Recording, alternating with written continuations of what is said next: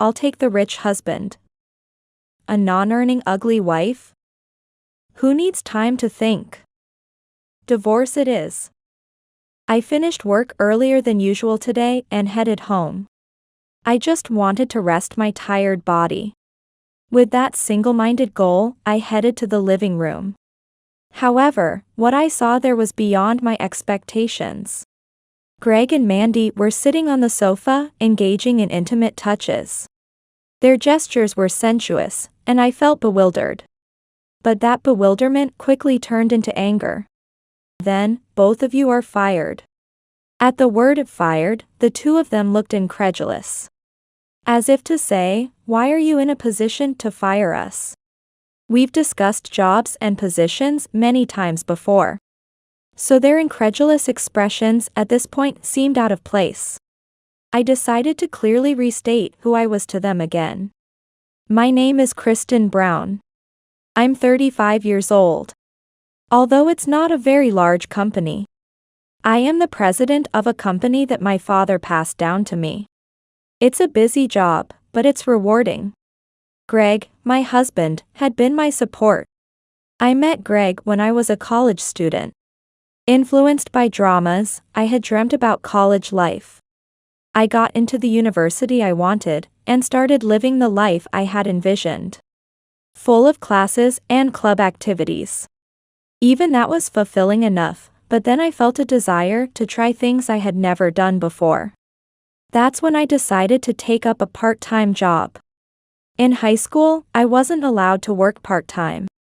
And since I commuted from my parents' home in college, I didn't need to work.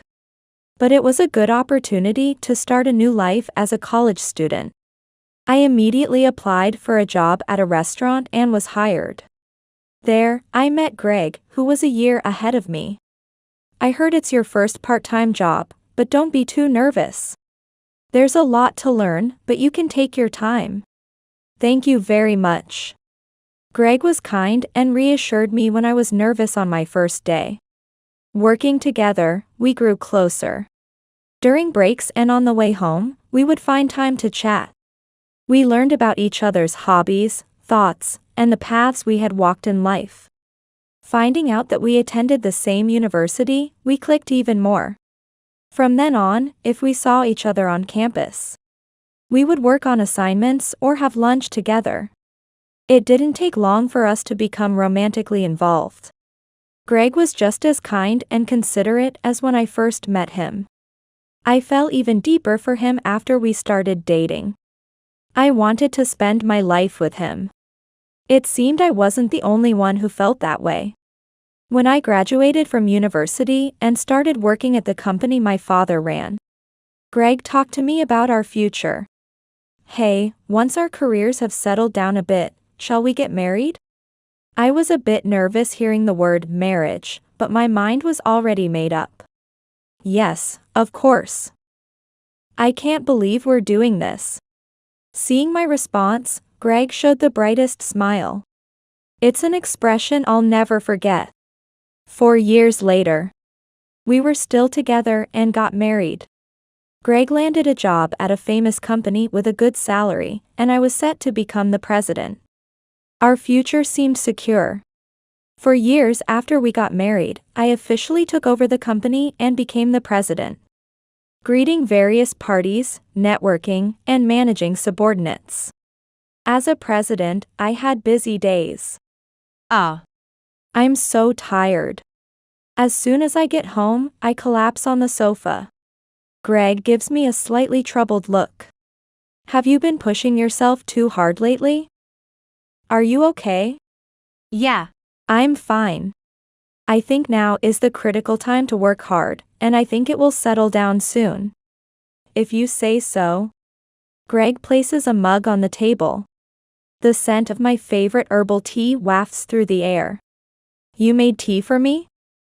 Thank you. No problem. I thought you might be tired. Saying this, he sips from his mug. It's been tough, but I can keep working without breaking down because Greg supports me.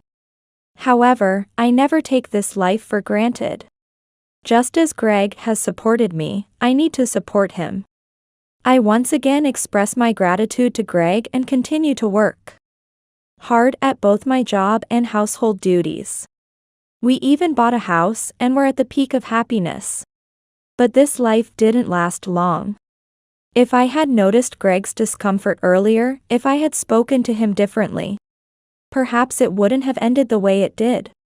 A year after I became president, work had stabilized, and I was able to live a more relaxed life. Then, one day, Greg spoke to me with a serious expression, one I rarely see. I might start having a lot of overtime. Overtime? That sounds tough. So, I might be coming home late often, and it might inconvenience you. So I just wanted to let you know. That's not an inconvenience. I know it's tough, but hang in there. Greg smiled reassuringly at my words. I was tense, wondering what he would say. But if it's just overtime, there's no need to worry too much. Just as Greg has supported me, now it's my turn to support him. A week after Greg's talk, just as he said, he started working late and coming home late. Initially, I often stayed up waiting for him, but as the days went by, his return time became later and later. I also have work, so I can't stay up too late, and even though we live under the same roof, the days we don't see each other's faces have increased. However, we still spend time together on days he comes home early or on our days off. So I didn't feel too lonely. But one day, I noticed something off about Greg. He started to act strangely distant and cold towards me. Welcome home. Ah. Even when I spoke to him, his replies were curt. He stopped trying to make eye contact with me. The meals he used to enjoy, he now says he doesn't want. I made dinner because you said you'd be home to eat. Plans changed, I already ate. Got invited by my boss. You could have called when you decided that. Stop nagging. It couldn't be helped, right? I'm tired, I don't want to talk anymore. I initially thought he was just tired from all the overtime, but it seemed to be something else. It didn't take long for me to realize that. Are you working late tomorrow too? What does it matter to you? It does matter, doesn't it? Not knowing when you'll come home bothers me. And there's dinner to prepare too. Ah. Stop nagging. I'll let you know once things are clear.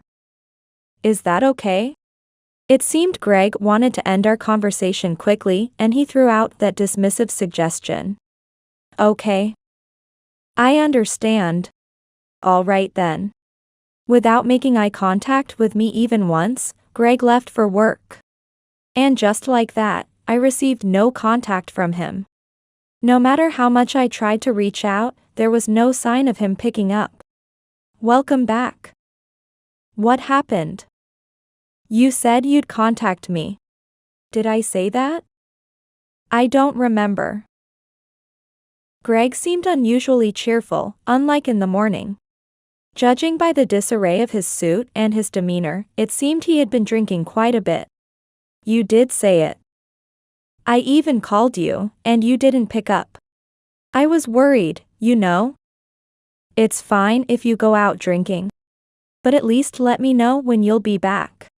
Stop nagging. Why does it matter where I am or what I'm doing? Also, I'm not a child to report back the time I'll be home. Not a child, you say? Can't a wife be worried about her husband?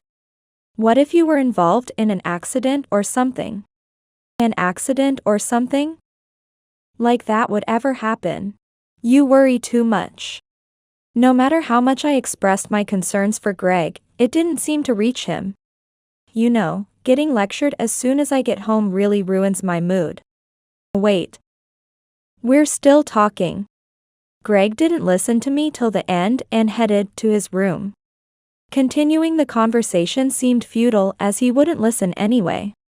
I just silently watched his back. This lifestyle continued, and before I knew it, 2 months had passed. The distance between Greg and me remained as far as ever. No matter how much I tried to talk to him, he kept rejecting me. Realizing that any attempt was futile, I stopped trying to force conversations. Since Greg also didn't attempt to talk, the air remained tense even though we were in the same space. What will become of Greg and me from here on? Perhaps it would be easier if we just got divorced. That's what I started to think when I began to sense the presence of another woman. Every time he passed by, I could smell women's perfume. His shirts had traces of foundation and glitter. Every recognition of another woman's presence tightened my chest. At the same time, I started to doubt his overtime claims. Could it be that he was meeting someone else under the guise of working late? With all this evidence, it's hard not to be suspicious. Perhaps it would be better to get divorced. I started to seriously consider divorcing Greg. I used to love him so much, but it's shocking how quickly my feelings have faded. I thought I would spend my life with Greg, but this change in my feelings left me a bit bewildered. Deciding on divorce made me feel slightly relieved. We were no longer in love with each other. Initially, it was painful to acknowledge that Greg's feelings weren't directed at me anymore. But once I resolved my feelings, it didn't matter anymore. Greg, taking advantage of my silence, continued to live as he pleased. Not informing me of his return time became the norm. Often, after I had prepared dinner because he said he needed it, he would say, "I already ate because I had dinner plans." Moreover, Greg seemed completely unaware that I had noticed his affair. He continued to send shirts caked with foundation and lipstick to the laundry. If he cared even a little, he might have tried to wash them himself or made an effort to remove the stains. Although it was painful to see at first, I gradually became accustomed to it. I calmly took photos of the evidence left on his shirts and saved them in a folder. Occasionally, I would review them, pondering how to confront him with divorce. One day, while living this way, I decided to ask Greg a question. "Hey, Greg. Are you really staying late at work?" Huh? I knew that asking this question might put me at a disadvantage, but I had to ask it. "I've been wondering." "I know it's a bit late to ask. But you've been working incredibly late hours. Are you sure you're okay, health-wise?" I felt pathetic for asking such a question and then trying to cover it up with a plausible lie. I waited for his response while staring at his face. He sighed heavily, clearly annoyed, and then spoke. "What are you talking about? If I say I'm working late, then I'm working late. Do you think I have any reason to lie to you? I'm working overtime for you, because you don't earn anything at all. And yet, you doubt me. I don't earn anything. Yeah, right? You always come home before me and just laze around. You used to say you were the president of a company. But it must be some useless company, right? Oh, or maybe you were demoted, huh?" I couldn't believe what I was hearing. I never thought I was earning much more than others. But I knew I wasn't earning so little as to be laughed at. I was still the president. That reaction. "You were demoted, weren't you? You should stop telling weird lies and just be honest." "No, I haven't been demoted." Yeah. Whatever. Don't try to act like you earn more than me. It's ugly, you know? No matter what I said, it seemed Greg wasn't really listening. He interrupted me constantly with unkind words. "Seriously, marrying someone like you was a mistake. You're ugly, have a bad body, and don't earn anything. That's not fair." The only time Greg seemed to laugh when he was with me was when he was mocking me. He grinned maliciously and seemed pleased as he continued to insult me. From that point on, Greg's behavior worsened. After that question, he must have realized that I knew about his affair. However, he didn't try to hide it and only flaunted his interactions with other women more provocatively. Coming home smelling of women's perfume became a daily occurrence. The days he didn't come home without contacting or came home after midnight increased noticeably. Naturally, he was never home on weekends. Are you going out again today? What I do is none of your business. Got a problem with that? No, not really. If there's nothing, then don't talk to me. You're annoying. Where had the Greg I first met gone? Did I change his personality, or was he hiding his true self while with me? I was afraid to find out the truth, so I couldn't ask him anything. I had become accustomed to returning to a dark, unlit house. I knew it was sad and lonely, but there was a part of me that refused to admit it. If I acknowledged it, I felt like I might break down. After gathering enough evidence for a divorce and looking for the right moment to bring it up, something convenient happened. It was on a day when there was trouble at work, and I was prepared to work late into the night. It was a significant problem, so I was ready not to come home until after midnight. However, I managed to resolve it faster than expected and was able to head home early. I reported to Greg that I was working late, though I knew it wouldn't matter. When I left the company, I checked my phone and, as expected, he hadn't read my message. It seemed I was blocked. Despite being used to this treatment, I suddenly felt sad and depressed. I bought some dinner at a store and headed home. When I arrived home and entered, I took off my shoes. I felt a sense of discomfort as I looked down. There were unfamiliar shoes lined up, high-heeled with cute decorations.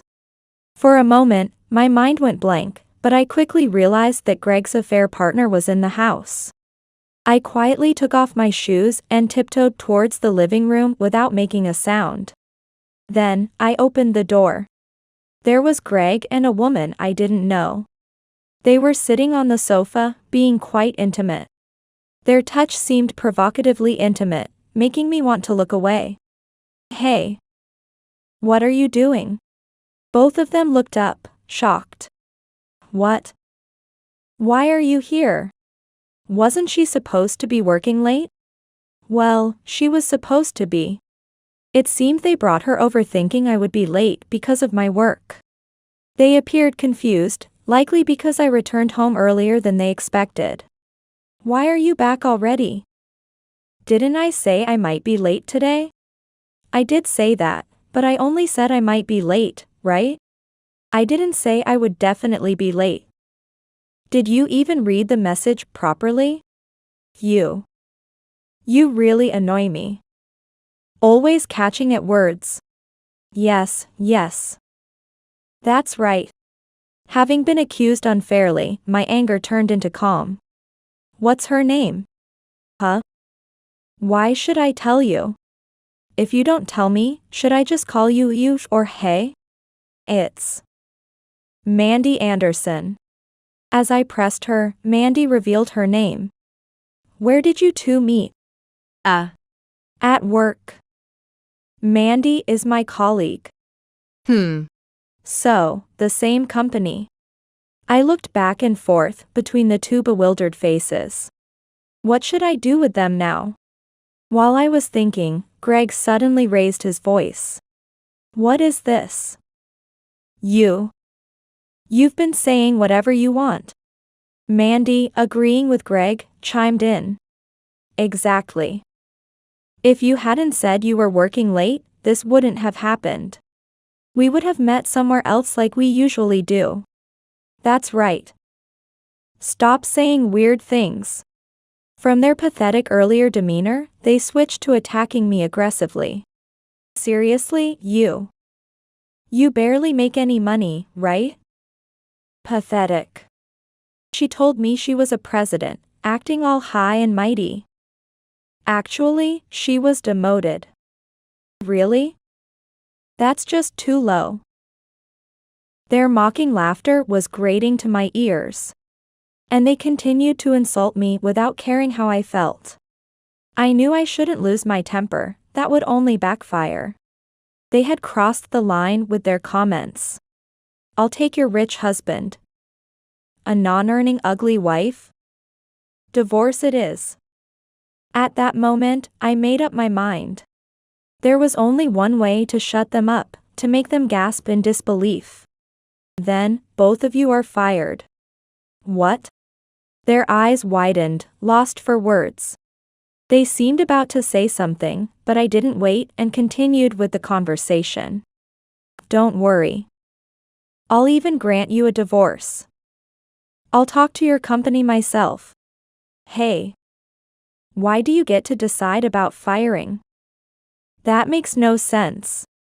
Are you saying you're firing me because I cheated? You don't even have any proof, just talking nonsense.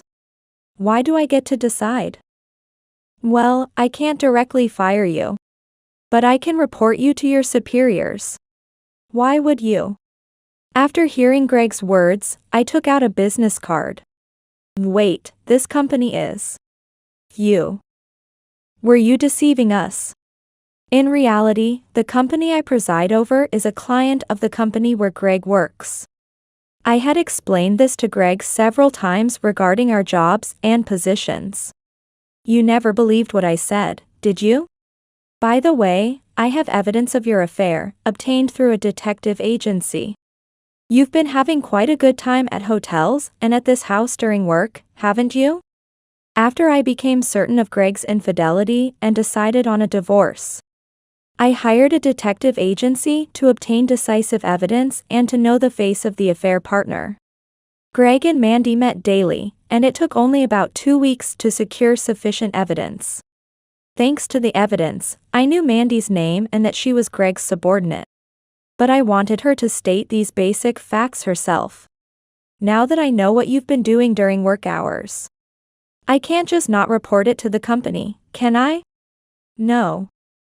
Please don't report this to the company. It'll ruin my chances of promotion. Yeah. Just because you don't like us doesn't mean you have to go this far. Do you think I'm reporting this because I don't like you? What you're doing is not appropriate for work, that's why I'm reporting it. Isn't that obvious? As I spoke very calmly, the two of them awkwardly averted their eyes. So, Ms. Anderson, could you leave? I need to discuss the divorce with Greg. But. What? After all that fuss, you still have something to say? You're going to marry him once we're divorced, right? Didn't you say you'd take the rich husband? With a provocative tone, Mandy clenched her lower lip in frustration and left the house. Then, I turned back to Greg. You should also move out soon. Huh? Why do I have to leave? Because I bought this house in my name. Essentially, it's my property. Why should I be the one to leave? Can you explain that? Of course, he couldn't give a reasonable explanation. I silently handed Greg the already prepared divorce papers. Here, sign this. And leave the house within a week. There's no use throwing the forms away, I have spares. This is too sudden. How can you just spring a divorce on me like this? Huh? Weren't you the one who brought up divorce first? Have you forgotten what you said?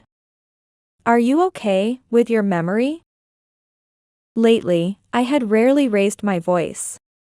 So Greg was probably struggling to understand why I was suddenly insisting on a divorce so vehemently. He continued to stare at me silently. However, he seemed to snap back to reality soon after. Interrupting me, he put on a show of defiance. No matter what you say now, I'm not changing my mind about the divorce. Hurry up and sign the divorce papers. Fine. If you're that eager to divorce, I'll do it. I'll leave the house too. Do whatever you want. Greg carelessly signed the document and slammed the divorce papers on the table. Don't come back later saying you want to reconcile, okay? I'm going to remarry Mandy. As if I would want to reconcile. Just make sure you don't come begging to me to take you back, okay? Shut up. Like I'd come crawling back to you. Don't flatter yourself. After being caught cheating and now facing the threat of being fired, He seems surprisingly nonchalant. It seems he thinks my threat to report him to his employer is a bluff. I watched Greg's back as he stomped off to his room, making loud footsteps. Within a week, Greg had packed his bags and left the house. See ya, loser. His last words were so childish that I couldn't help but laugh. I decided not to claim any compensation. I no longer wanted any unnecessary ties with him. Getting a divorce without having to pay compensation was probably the best scenario for Greg.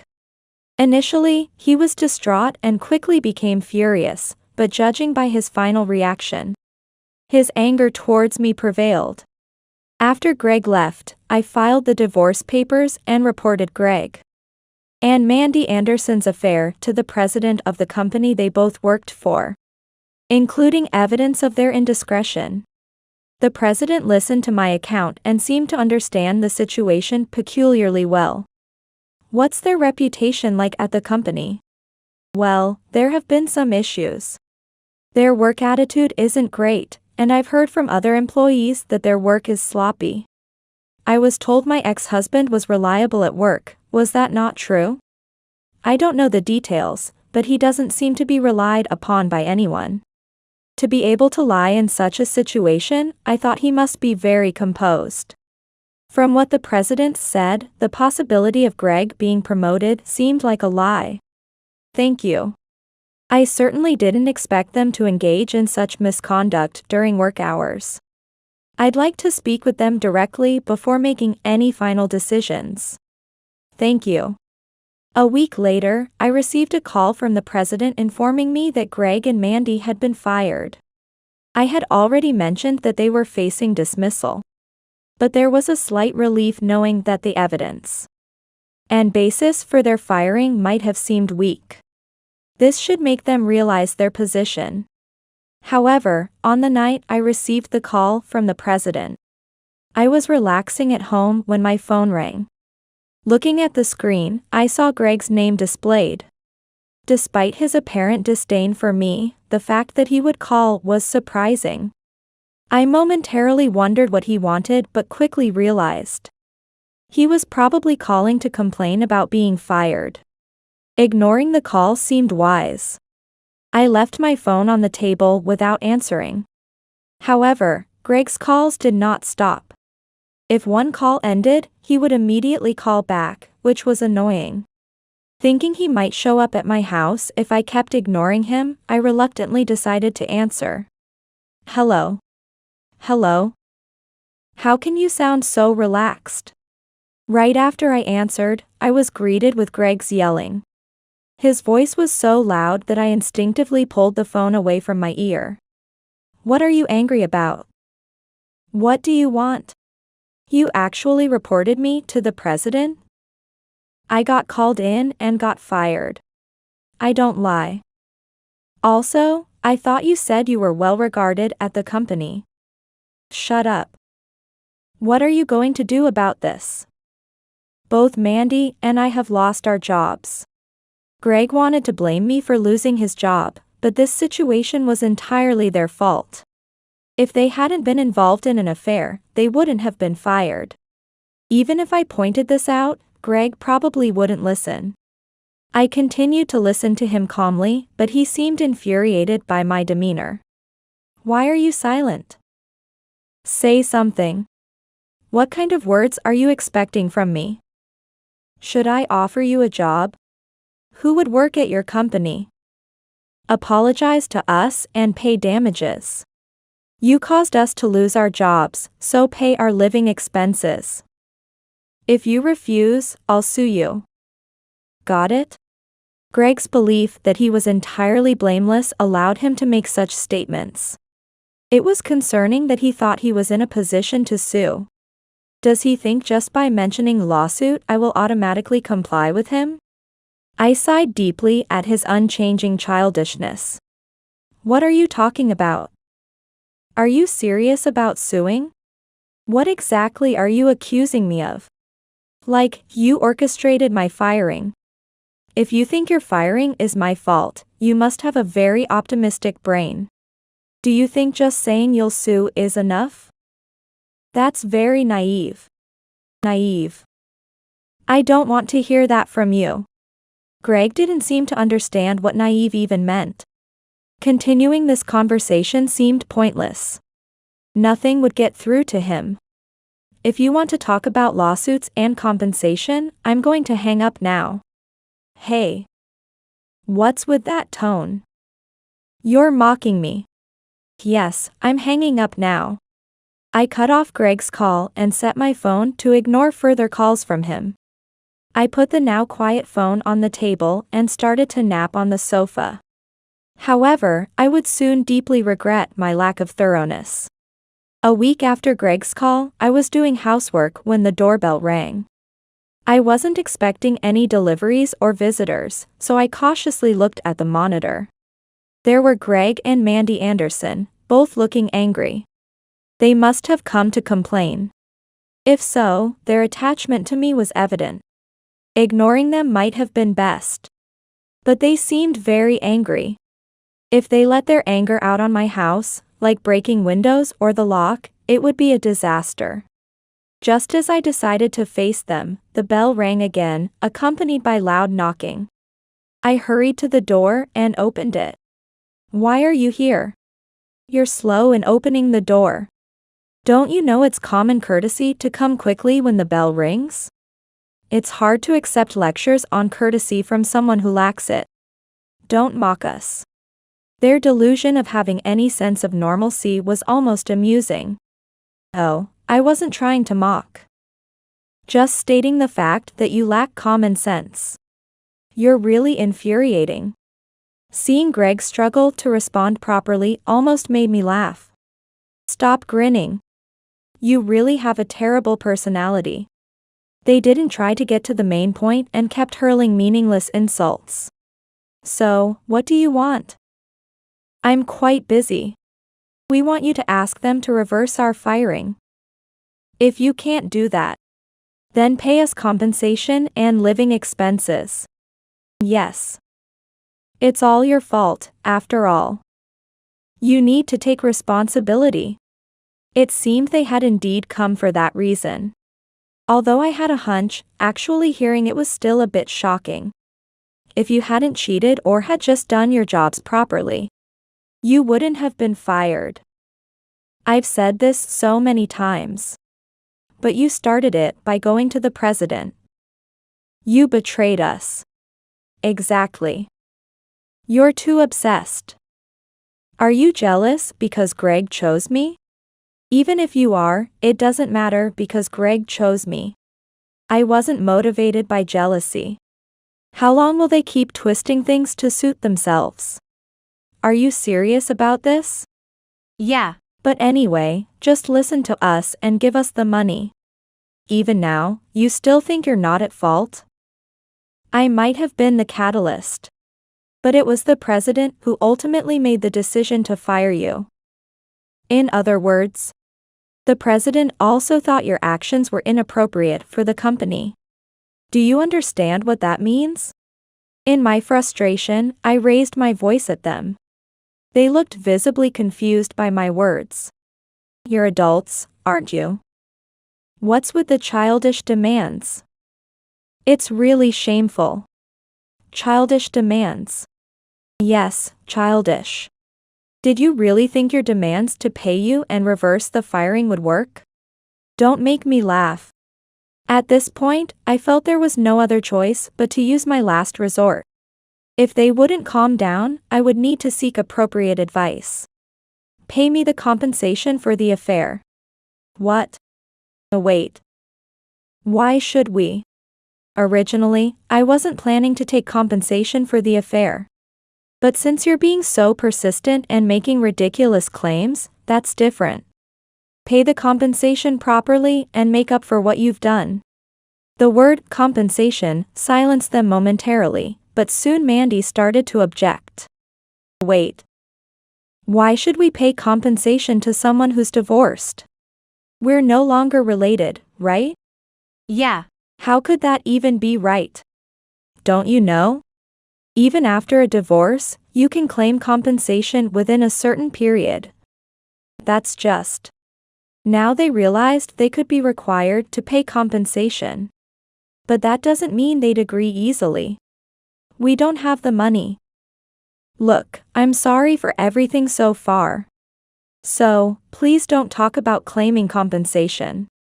Yes, we're sorry. We said some terrible things. Look, isn't this enough? So, about the compensation. I had an inkling you two didn't have money. Greg has always been reckless with money. No matter how much you apologize, my mind won't change. And if you think such an apology will suffice, you might want to rethink a few things. They clearly didn't want to pay the compensation because they lacked funds. But that was none of my concern. I would claim as much compensation as possible and make them regret their actions. No matter what you say or do, my decision won't change. You can expect a call from my lawyer, so please leave for today. But. No buts. Now, leave. I pushed them out the door forcibly. After a while, I could hear the doorbell and knocks, even attempts to force the door open. But when I threatened to call the police, the noises stopped. Later, as promised, I contacted a lawyer and claimed compensation from Greg and Mandy. I didn't attend the negotiations myself, but heard about their behavior from my lawyer. They were apparently very reluctant to pay. Eventually, they gave in and reluctantly agreed to make the payments. They shouldn't have bothered coming to my house in the first place.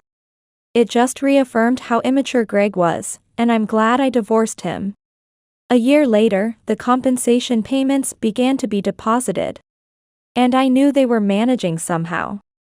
For a while, Greg sent emails wanting to reconcile because things weren't going well with Mandy. But reconciliation was out of the question. Ignoring his emails was a waste of time, and eventually, they stopped. I don't know what became of their relationship, nor am I interested. As for me, I continue to thrive as a president, expanding the business and preparing for future growth. Blessed with good subordinates, I feel fortunate. I can do anything necessary to protect my company. Grateful for the environment that inspires me, I dedicate myself to my work every day.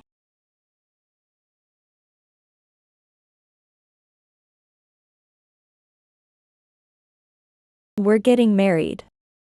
No need for you anymore, old lady. One day, my husband, who is a company president, came with his secretary to propose a divorce.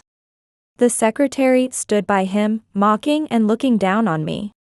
I have been married to him for 25 years. Just as we have grown the company together over these years, this betrayal comes. Moreover, the mistress is the secretary who always looked down on me. I'm not the kind to stay silent after being ridiculed like this. Fine. I'll give you a divorce. In return, I demanded a substantial amount of property division.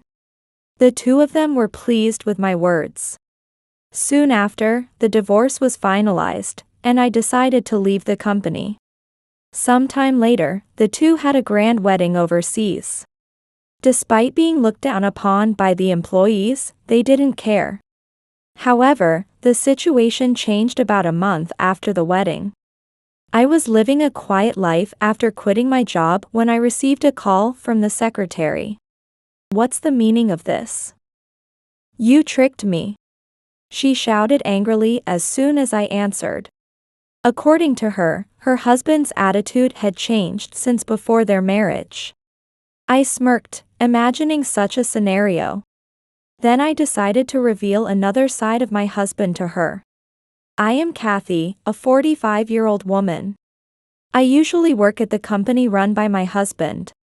Although I'm the president's wife, it's a small company, so I mostly do administrative work. The company can't operate without the active involvement of every employee. The workplace atmosphere isn't bad, and I think it's quite homey. Employees don't hesitate to talk to me, the president's wife. And they feel comfortable consulting me. The company management was going fairly well. We have a son, Michael, who turns 25 this year. After graduating from college, he was working for another company. But he recently joined our company. It's uncertain what will happen to this company in the future, but if Michael is to take over, I thought it would be better for him to gain experience elsewhere first. So even after joining our company, he's treated like any other new employee. I've told his colleagues to guide him strictly if there is anything he should learn. His colleagues, knowing my serious nature, don't over-accommodate and properly train Michael. Although I was busy every day, both the work and company management were going smoothly. I met Richard, my husband, just after I started college. From a rural area, I was able to go to a university in Boston because I could get good grades. However, without any acquaintances, I was bewildered by life, about which I didn't know anything at all. Not being fashionable, I felt out of place among my peers. Because of this, I didn't make any friends, didn't join any clubs, and just went back and forth between home and lectures. Eventually, I was impressed by the large number of books in the university library. And as a book lover, I spent most of my time there, further isolating myself. One day, while reading a book in the library between lectures, someone spoke to me. "You're always reading, aren't you?" A gentle-looking young man with glasses was smiling at me. I was so surprised that I couldn't speak. Apart from talking to professors and librarians, I didn't have anyone else to talk to.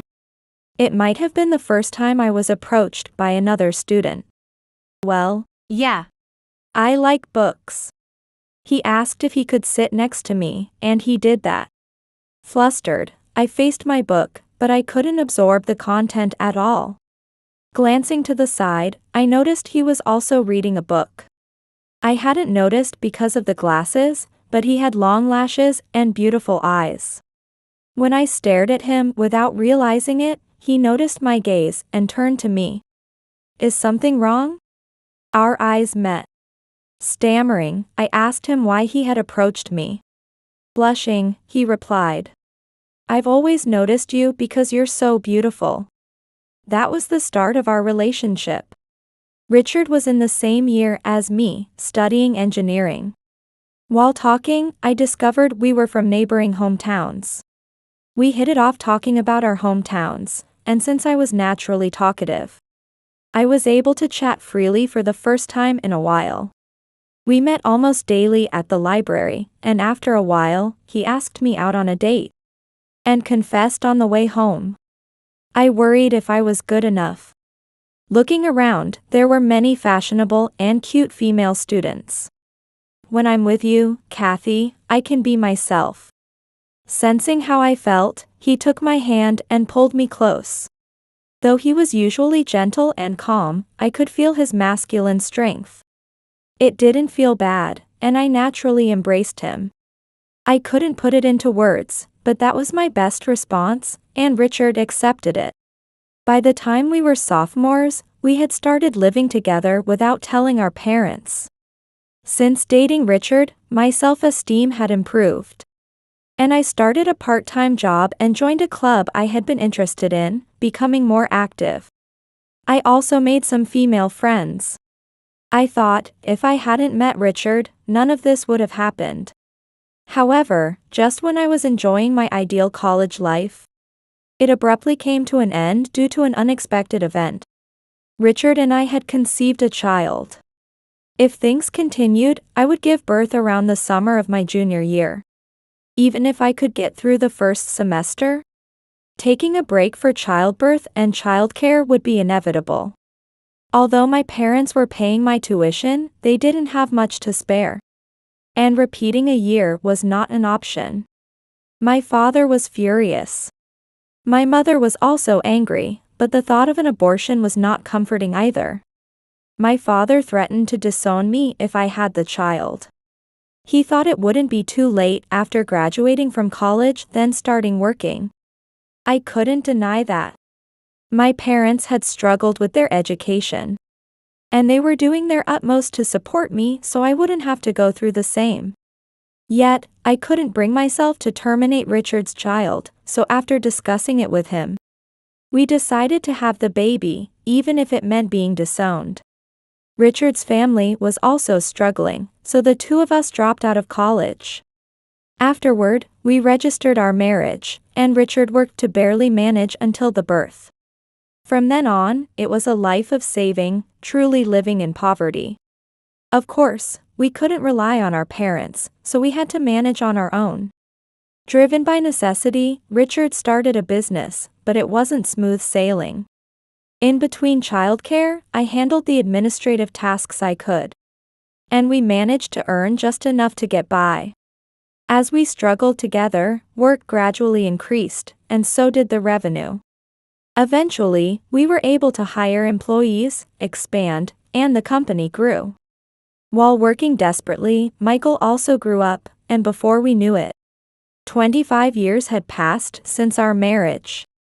Still, Richard and I are only 45 years old. There are many aspects of the work we can delegate to employees. So we want to spend peaceful times traveling together. I thought, we didn't even have a wedding or a honeymoon. There are many things we couldn't do, but now we have enough money to enjoy the present. Meanwhile, although I was disowned by my family, I still occasionally contact my mother. My father won't back down once he's said something. But it seems he's feeling lonely as he gets older. In fact, I have been regularly sending photos of Michael to my parents' house since he was born. Apparently, my father secretly looks forward to them. It might be time to take Michael to see them. Maybe now, my father might forgive me.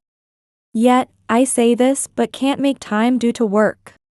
Recently, as we've gotten older, Richard's capabilities have also begun to wane. He forgets meetings with business partners and paperwork errors have become more frequent. Sorry. Despite my reminders, it's like a waste of time. He rarely goes fishing, which he used to love, and he's increasingly worried about work. At times, he is unduly angry with employees. It's more scolding than reminding, and I find myself having to calm things down more often. Is this what aging is like? I thought, well, me too. I as well as Richard feel that decision-making speed has declined compared to the past. I understand the frustration of not being able to do things like before. That's why I want Michael to be able to take over the work, but it will probably take another 5 years. We'll have to hold on until then. However, one day, Richard suddenly said he would make one of the new employees his secretary. He decided without consulting me, which was surprising. What's going on, suddenly? When I asked him alone, Richard said, "Won't Michael need someone when he takes over? You helped me when I needed some help." Indeed, I am handling the duties of the president's secretary. It makes sense to think about what will happen when that role is vacant. And I can understand Richard's point. Shouldn't it be someone else then? An experienced employee who knows various things would be better. Richard gave a non-committal reply. Oh, what was it? I thought, what's going on? Well, it's that. It would be better to have someone who can work for a long time learn it. She's also knowledgeable about computer operations. I was skeptical, but I agreed with my husband's response. Indeed, the new employee Richard was pushing, Stacy, is proficient in computers and was hired to promote digital transformation of our work. It makes sense for her to support Michael. But that girl. However, there is one thing I don't like. It's Stacy's attitude. She acts nice in front of my husband and other employees, but is arrogant in front of me. I don't understand why she treats me this way. Maybe it's because I lack knowledge in IT, and sometimes my questions during work are off the mark. Even so, regardless of my position as the president's wife, the lack of respect is too much. Well, let's try using her first. If it doesn't work, we can always change her placement. Perhaps due to my persistence, Richard started to show irritation. I thought, maybe it's unseemly to say more. Indeed, we should try her out first. Agreeing with Richard's opinion seemed to refresh his mood, and he smiled. Then Stacy was appointed as the president's secretary. Her performance wasn't bad, and she managed to organize operations that had been inefficient. Some employees struggled to keep up with the digital transformation. But Stacy created manuals, and the experienced employees did their best despite difficulties. I thought, though her attitude is problematic, if this improves our company's operational efficiency, it might be okay. I recognized Stacy's work, but her attitude still bothered me. As I am unfamiliar with IT-related matters, whenever I ask questions or confirm something, she often responds with a snide remark. I wish you'd learn this quicker. Her blatant attitude was irritating. However, I couldn't afford to become emotional because of my position. After all, she is kind to other employees when teaching them. She must also be under various pressures in her role. Her attitude towards me might be a sign that she can show her true self. I tried to interpret it as positively as possible. Yet, Stacy's attitude escalated. She made sarcastic remarks in front of other employees and excluded me from manuals and explanations. What's this about? When I confronted her about going too far, she said, "You know, just because you're the president's wife doesn't mean you can act that way. It's power harassment, and the other new employees are also put off." Looking around, I saw the gazes of the employees directed at us. Some were whispering to each other. I was taken aback by the atmosphere in the workplace, which I had never felt before. I see. Sorry, Stacy. As you can see, I'm not very good at this. Could you teach me? Only then did she seem satisfied and came forward to explain with a smug look. Can't help it, huh? Just because you're the president's wife doesn't mean you can be careless. I thought, what is this? The frustration and the strange atmosphere in what used to be a homely workplace are bewildering. I never acted haughty just because I was the president's wife. Rather, I'm confident because I worked as part of the team with everyone. But it's true that the culture of the younger generation is different. I painfully realize that the sense of employees as family, as in the old days, doesn't resonate anymore amid work reforms and prioritizing personal time. I thought, have I unwittingly become what they call an old nuisance? Interacting with Stacy, I feel my confidence, built up over time, slowly crumbling. I studied hard and struggled not to be demeaned by Stacy. Then, one day, my efforts were suddenly betrayed. One holiday, as usual, I was at home when Richard said he was going out for a walk. He had often been staying home on his days off recently, so I was a little relieved to see him go out. But when he didn't return for a while, I started to worry, and then Richard came back. Welcome, BA. I hurried to the entrance to greet Richard but stopped, stunned. There was Richard, with Stacy's arm entwined in his. What is this all about? I'm sorry, but this old lady is no longer needed. Right, Richard? Richard nods in agreement. I feel bad for Kathy, who has worked hard for many years. But you know, younger women are preferable. Saying this, he strokes Stacy's head. The age difference is as much as a parent and a child. There's disgust in addition to the anger. The company will be appalled. I wonder what Michael will think.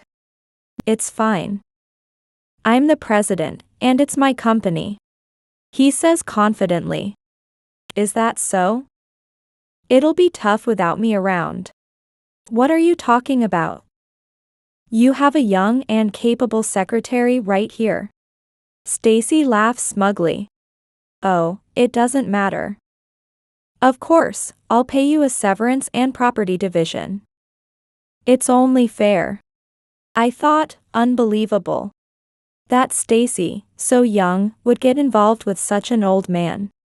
Richard, too, is smitten with a young woman and getting carried away. The two of them look so foolish in front of me that my anger turns into disdain. So the reason Richard has been eating out so much recently was this. I had thought it was business dinners or something. And he was even charging those meals to the company as entertainment expenses. The amount is significant, but it shows how involved he is. If he's going to be like that, then I might as well divorce him. I'm not the type to stay silent after being ridiculed by Stacy and betrayed by Richard, whom I've been with for so long. Fine, I'll give you a divorce. Stacy is thrilled. Now she's the president's wife. She's boasting about riding in the high life. Lately, supporting Richard, who has been declining, has been increasingly difficult.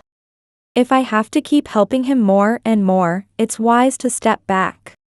Besides, I've been thinking about taking it easy soon, so this comes at a good time. I grab a bag and leave the house. As I'm about to leave, Stacy calls out to me from behind. Poor old lady. Have a miserable rest of your life.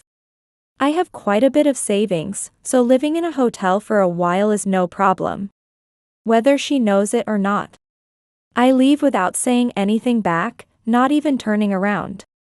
I mailed the divorce papers I signed that day back to the house, and the divorce is finalized later on. Richard, as promised, transferred my severance and property division. I decided to use that money to travel around the US. I have absolutely no regrets.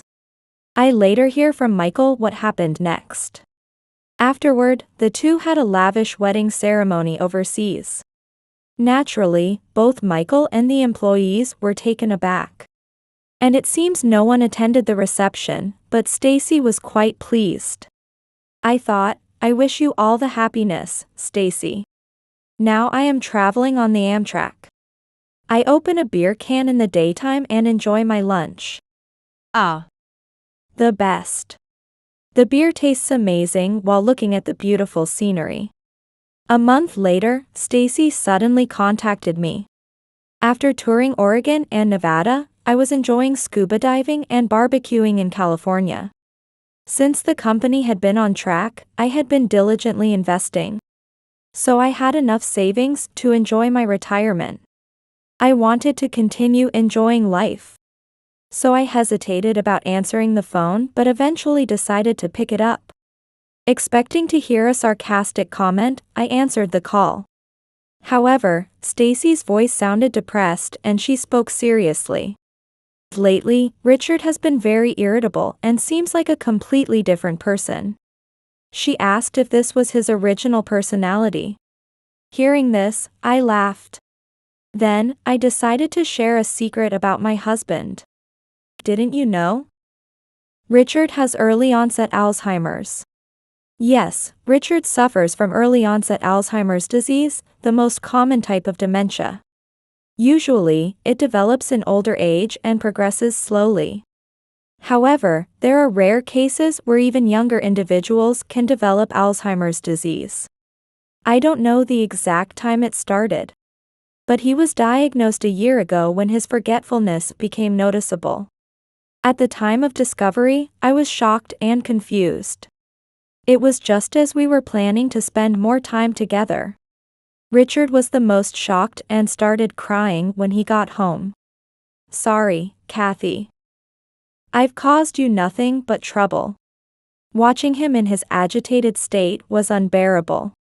The thought of forgetting you scares me to death. That night, we cried a lot together. It's okay, I'm fine. There's also the company to think about. Let's make sure we do what we can. Becoming weak from the illness is inevitable. But we have nearly 100 employees, and their livelihoods depend on us. We can't just abandon that. Reminded of this, Richard snapped back to his senses. Showing a dependable face befitting a president. The progression of his disease had been gradual, and I had been supporting him. So the business was still running somewhat smoothly. To avoid chaos within the company, we kept this fact from everyone except a few experienced employees. And employing Michael in our company was also one of the hidden reasons. Ideally, I would have liked him to gain experience at another company for about 10 years as a form of training. Michael himself felt that being coddled by family would be detrimental. But with Richard's dementia, we no longer had that time. Up until now, we managed, but now it seems his personality is starting to change as well. The serious and kind Richard engaging in an affair is unbelievable. Likely, his judgment was impaired and Stacy took advantage of that. After years of hardship together, his illness nearly broke my heart. But we have a bond from overcoming challenges together. That's why I was prepared to stick with him through difficult times until Stacy took him from me. Despite Richard's illness, the feeling of betrayal was strong, and I left everything to Stacy. Having been Richard's right hand in the business, I made many management decisions. Now, as the disease progresses, Stacy will have to handle it. But she's inexperienced as a secretary and lacks the knowledge to make management decisions. But you're married, so you need to overcome this together. Shocked by this, Stacy became silent on the phone. When I reluctantly tried to speak to her, she suddenly started to scream. "You tricked me, you old witch. What am I supposed to do now?" After that, she just kept yelling no matter what I said, so I hung up the phone. I then blocked her number. Well, maybe I'll go diving again. Later, I heard through Michael about the developments. As his condition worsened, Richard no longer had the judgment to continue as president and had to resign. He retired, and Stacy took on his care. Stacy had resigned shortly after their marriage and had no income. Richard's assets were tied up in the business, and there wasn't much cash. Due to the property division I was paid, savings were minimal. Unaware of this, Stacy had been counting on more and ended up having a breakdown. She reluctantly started working part-time to make ends meet. She begged to be rehired, but knowing her past actions, the board unhesitatingly rejected her. Richard's dementia continued to progress, with wandering, eating inappropriate objects, and unhygienic behavior becoming more frequent. His personality changed drastically, and the gentle Richard the first knew was gone. Stacy's days became consumed by dealing with his behavior. When Michael happened to see Stacy, there was no trace of her former charm. Her hair was unkempt, she wore a tracksuit, and she was trying to take Richard, who was wandering, back home. At that moment, Richard said, "Kathy, where shall we go next?" "Let's go to the library again, Kathy." He didn't mention Stacy's name, repeating words like when we first met. You can't divorce over a spouse's dementia. I want Stacy to continue standing by Richard as his wife, even if he only remembers the name of his ex-wife for life. Meanwhile, as my tour around the US was ending, the company asked me to return. Now that Richard and Stacy were out, I was to return as the president. Once, shortly after the divorce, I asked Michael how he felt. "It's sad, but there's no need for you to endure, Mom." Michael remembered the hardships of our early days when the business was struggling. But no matter how much we struggled together, an affair is unacceptable. Even if it was dementia, he must have had some judgment at that time. That's why, as a son, I can't forgive him for the betrayal. Michael was right. No matter the dementia, an affair is unforgivable. Especially since we divorced consensually when he still had some judgment left. Now, switching my mind, I'm focusing on preparing Michael to take over as president. One evening, as I was walking home from work, a figure approached me slowly from the opposite direction. It was unexpectedly Richard. It felt like too much of a twist of fate. Confused by his sudden appearance, he walked straight towards me and we met face to face. His appearance had changed drastically, wearing worn-out clothes and disheveled hair. He looked significantly aged. "You are a beautiful woman." "Oh, I'm sorry, that was sudden." Upon meeting, Richard spoke to me. But it seemed he didn't remember who I was, using a formal tone. I thought, he's completely forgotten me. "But you really are beautiful. You look a lot like my wife." Tears nearly came to my eyes at his words. Just as I was about to respond, Stacy interrupted. "Hey. Where have you been wandering off to?" Richard must have been wandering again. Stacy ran towards us. Sorry. My secretary is calling me." Saying this, he turned towards Stacy. But in the moment he turned, he quietly said, "I wish I could see Kathy." Stacy caught up and looked surprised for a moment, but then glared at me and forcefully took his hand to lead him back home. I couldn't say anything and just watched them leave. Goodbye, Richard. I started walking in a different direction, tucking away the memories of those times.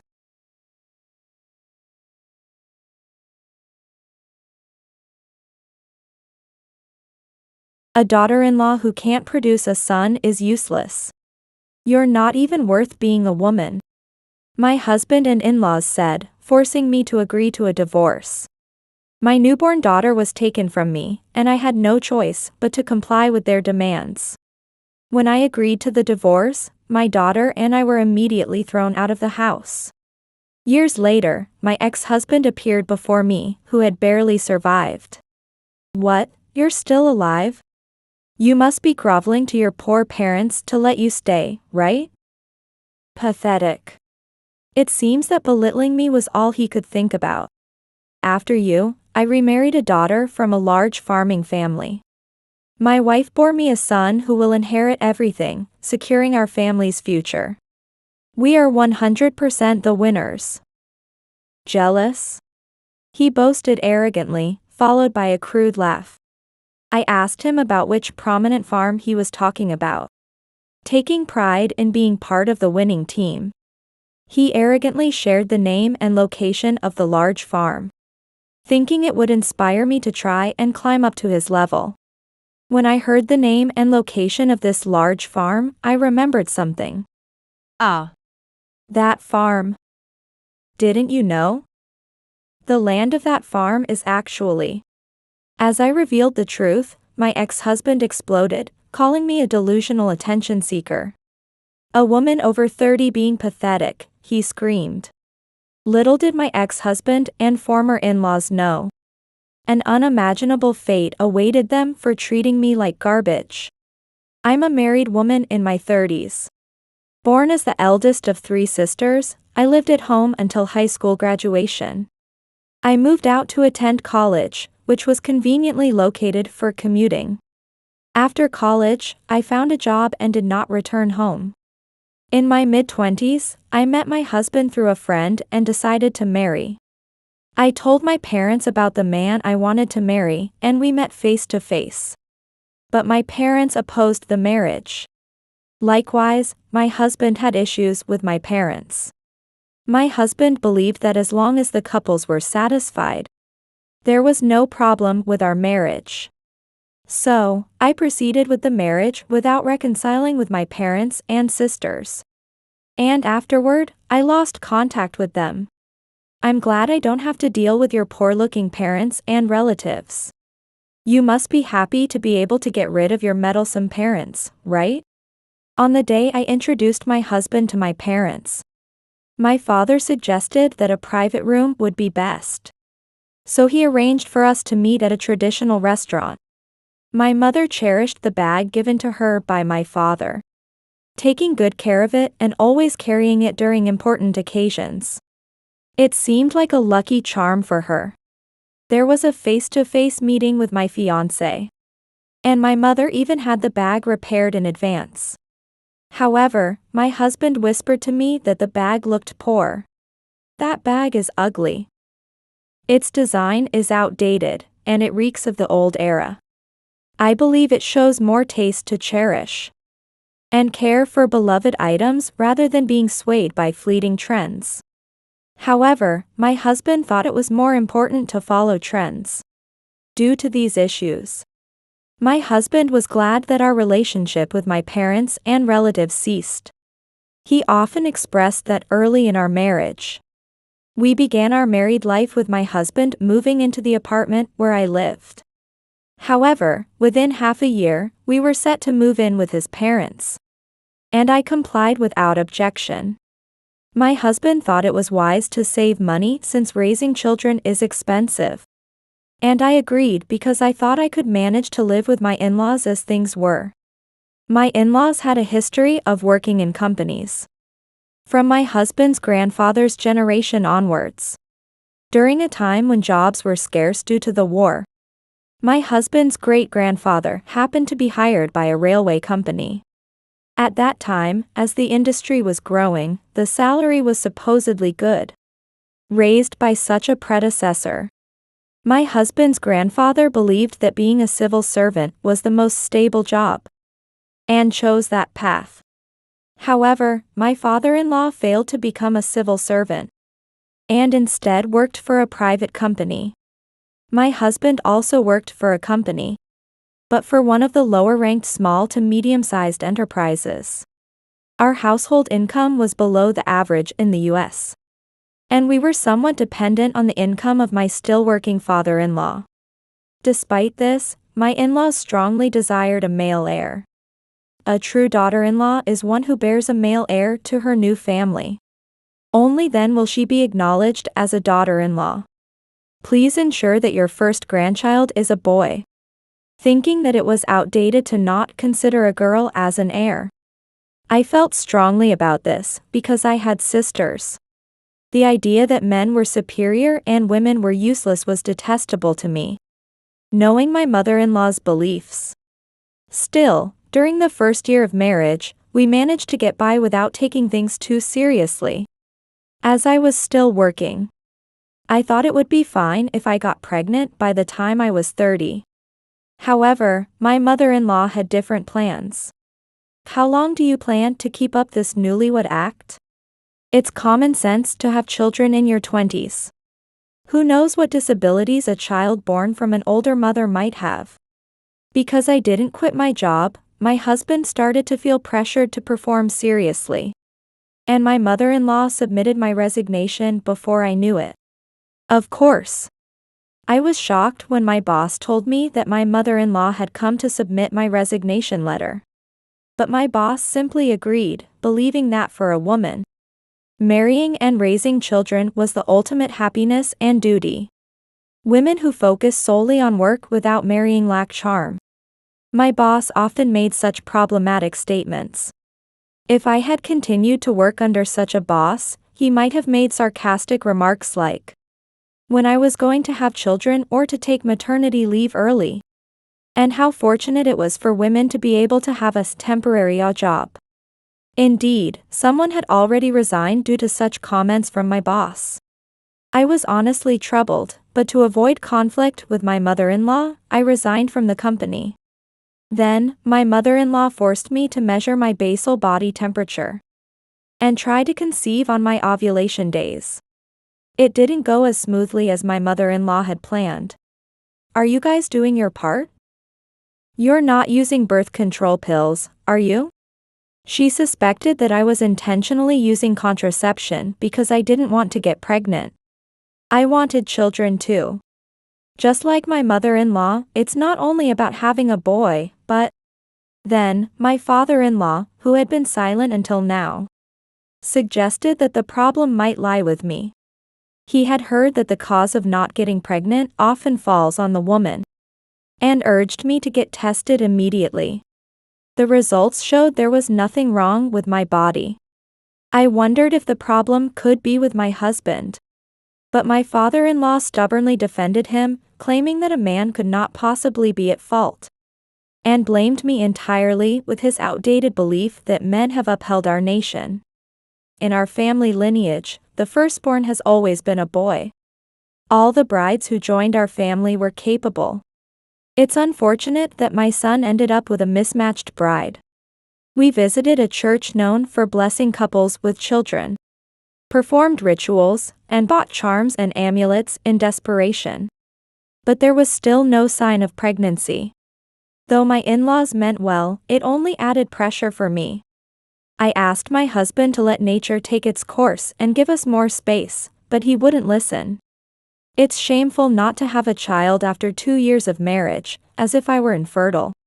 He lamented, and instead put more pressure on me to try harder. As there were no signs of pregnancy, our relationship began to sour. He started coming home late from work, and on weekends. He always returned after drinking, reducing the frequency of our attempts to conceive.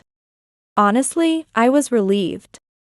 It was exhausting to be obligated to be intimate with my husband every weekend. And on my ovulation days. With my husband often coming home late, my in-laws had fewer opportunities to blame only me. Which calmed my mind. Then one day, in a rare good mood, my husband initiated intimacy. It had been a while, and hoping it might improve our relationship, I reciprocated.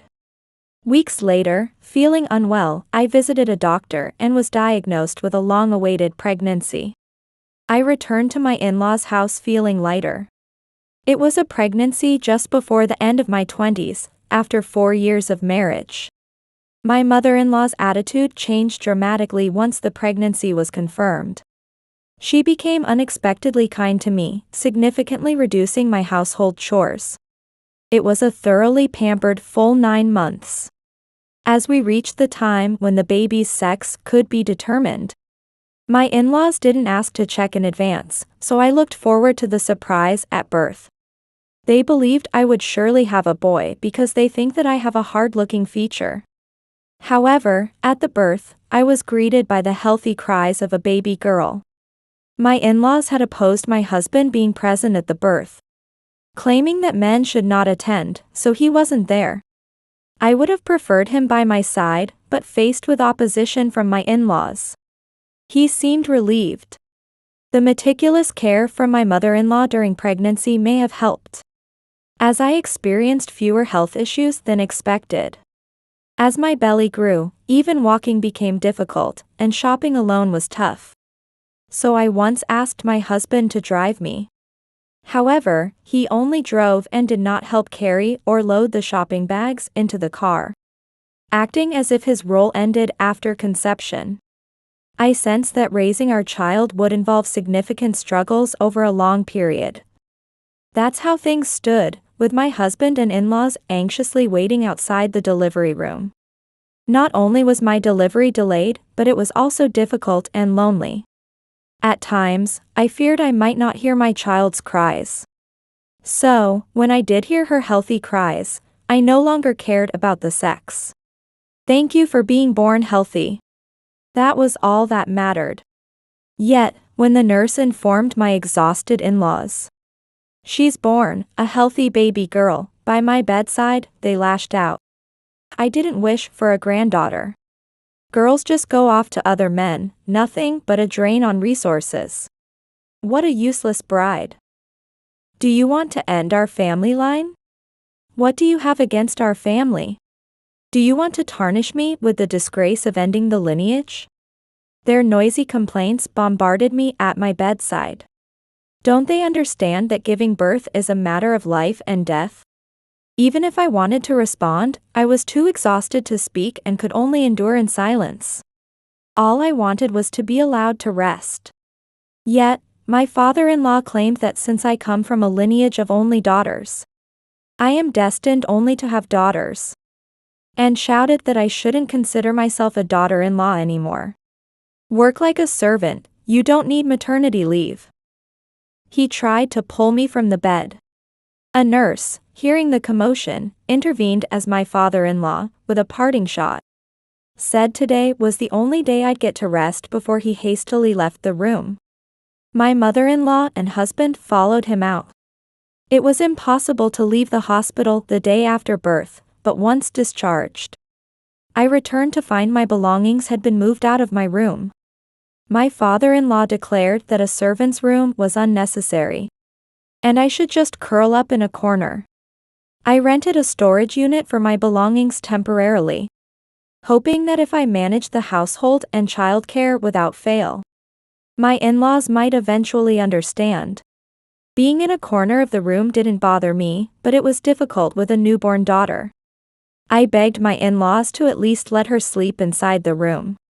They agreed to rent the room to me by the hour. I had some money saved from my single years, so I decided to pay the room rent from that. However, they demanded extra fees, complaining about the noise of her crying or the nuisance of disposable diapers. My daughter often cried at the sound of my in-laws yelling, and she wouldn't stop easily. My in-laws grew even angrier, finding her crying and fussing in response to their voices unendearing. I gradually lost any sense of how to reconcile with them. With no one to consult and barely leaving the house due to housework and childcare, one day, my husband's affair came to light. Or rather, it was a trap set by my in-laws. Unusually, my mother-in-law had suggested that my daughter and I should go for a walk in the park. Had I been calm, I might have suspected something, but exhausted, I took her up on her offer and relaxed in the park. Then I received a message from my mother-in-law, saying something serious had happened to my husband and I needed to return home immediately. When I returned as instructed, I found my husband with an unknown woman and my in-laws, all enjoying expensive catering food and chatting away. "Since you haven't been getting pregnant," I asked somebody to introduce a girl who seems like she could have children easily. My mother-in-law had been consulting with a friend about my difficulty in getting pregnant, from joking about how her friend's daughter would make a good bride. The conversation progressed, and my husband hit it off with her when they met. They intensified their efforts to drive me out by constantly criticizing my housework, pushing me to leave on my own. Just when they had almost succeeded, my pregnancy was discovered. However, they continued to let my husband see the other woman, thinking that if a boy was born, all would be well, but if not, they had a backup plan. The child I bore was a girl, deemed useless. Since I didn't produce a boy, I too was considered useless. And they concocted various schemes to make me leave. But instead of running away, I endured and persevered. So they resorted to forcing a divorce with his affair partner present. "I want to divorce you. You being here upsets my parents. And it makes our home tense, right?" While I was stunned by his selfish words, my father-in-law snatched my daughter from my arms. He threatened to throw her in the yard unless I signed the divorce papers. I screamed for him to stop. It was the loudest I had ever shouted in my life. I had no choice but to silently sign the divorce papers. My husband threw a bank envelope with a meager amount of severance money at my feet as if paying me off. My daughter's belongings were thrown outside in front of me. As I picked them up, my husband and in-laws sneered and laughed at me. I endured the humiliation and frustration. I bit my lips so hard that I could taste blood in my mouth. My husband's affair partner seemed unfazed by the situation, even appearing smug. With nowhere to go, I had no choice but to seek refuge with my estranged parents. I could have managed alone, but it was not feasible with a newborn daughter. I was nearly broke. They had been taking extra money from me under various pretexts. My husband refused to contribute financially to our daughter's expenses. He told me to figure it out myself if I wanted to raise her. I contacted my parents, hoping they would at least take in my daughter. They told me to stay put once they knew where I was. Soon after, my father drove to me with my mother in the passenger seat. I began to share what had happened since I got married while they listened silently in the car, with my daughter and me in the back seat. The last thing I mentioned was my regret for not having told them about my daughter's birth, and pleading for them to take her in, at least.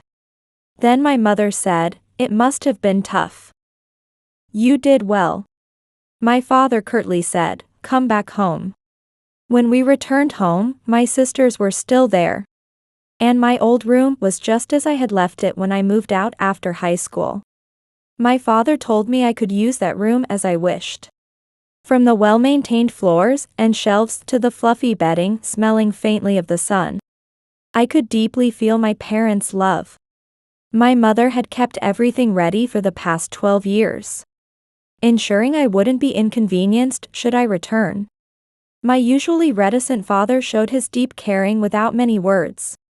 Reflecting back, my father had never opposed anything I decided, except he had clearly said, "That man is not right for you," about my marriage.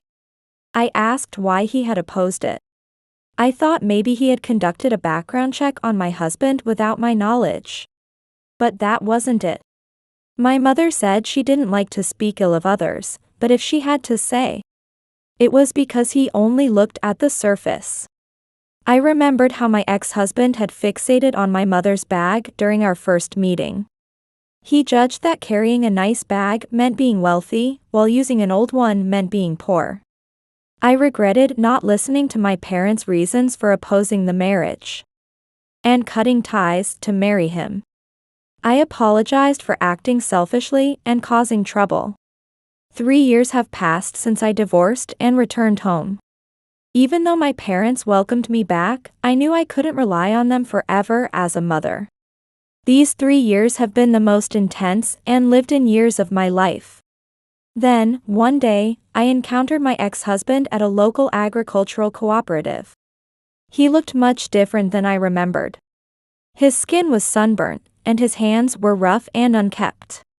My ex-husband used to value wearing nice things as a status symbol, and was always meticulous about his appearance, regardless of his character.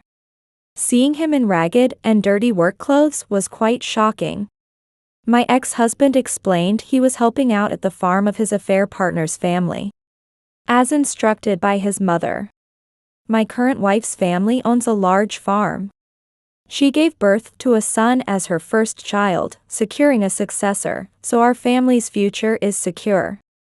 I thought he was just bragging, but he continued to disparage me. "You returned to your poor parents, right? Must be hard living with a divorced 30-year-old woman and 2 spinster sisters."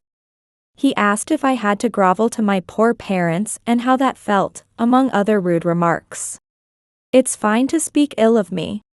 It's not worth getting upset over such vile comments. However, I couldn't forgive him for speaking ill of my parents and sisters, who had reached out to help me in my time of need. I remembered something about the farm he mentioned. I asked my ex-husband, "Which farm is it?" He said it was the largest one in the area. In fact, my parents had been leasing land to others for profit for generations. Going back in my father's family tree, it appears a very important person once ruled this area. Yet, he lived humbly, without luxury, aligning himself with the villagers. This principle of modesty has been passed down through generations in my father's family. That's why our home is just an ordinary 2-story house found anywhere. Since returning home, I've been helping with my father's business while raising my daughter. I learned that the parents of my ex-husband's affair partner were involved in my father's business. I informed my ex-husband that his affair partner's parents were actually renting land from my parents. He angrily accused me of lying.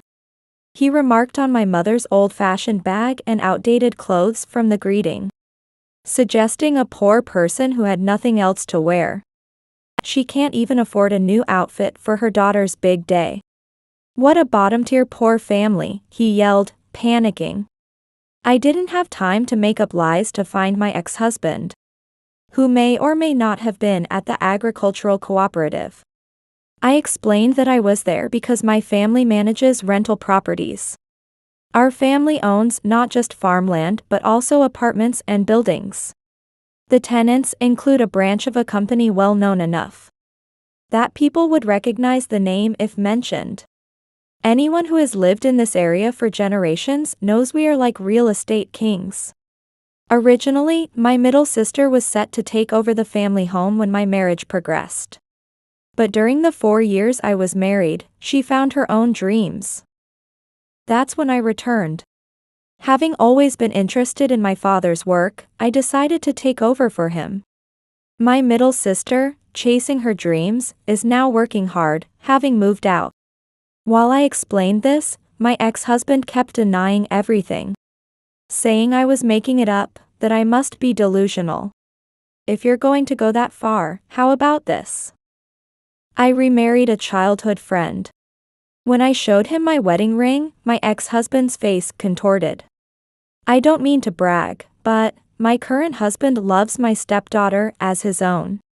The popularity of an apartment building on land my father let me manage as a trial skyrocketed after my husband and I added our ideas. It was a previously outdated building with many vacancies. But now it's popular with young couples and considered great for raising children. My ex-husband exclaimed he hadn't heard such a story and lunged at me. You tricked me. Acting all poor. No, you're the one who assumed I was poor. Let go. I tried to push him away, but he didn't give up and grabbed harder. He then pulled my hair, so someone noticed the commotion and went to call security. A few men tried to help me, but my ex-husband resisted by biting them. A burly security guard appeared, which slightly intimidated my ex-husband. Seizing the moment, he was swiftly subdued and dragged out. Later, I received a call from my ex-husband. Thinking it was an apology for his earlier rudeness, I answered the phone. But he was actually begging for money. According to him, his mother had fallen victim to a termite scam, losing a significant amount of money and struggling financially. They borrowed money using their home as collateral. But his father had retired early after passing on the family business to my ex-husband, thinking a successor had been born.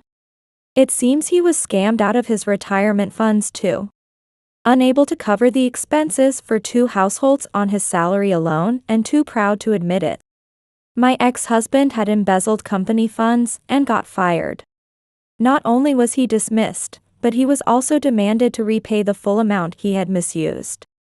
His affair partner's parents ended up covering for him.